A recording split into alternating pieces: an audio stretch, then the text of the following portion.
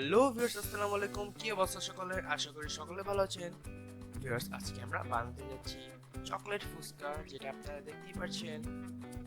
So chocolate fuchka বানানোর জন্য আমরা ফুচকা নিয়ে নিয়েছি এবং এর উপরের অংশ ভেঙে নিলাম। এরপর এর মধ্যে আমরা দিয়ে দিব বিস্কিট এবং কাজু বাদামের গুঁড়ো।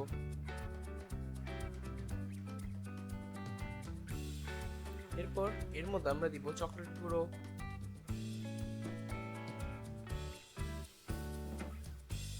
এখন আমরা দিব কিশমিশ।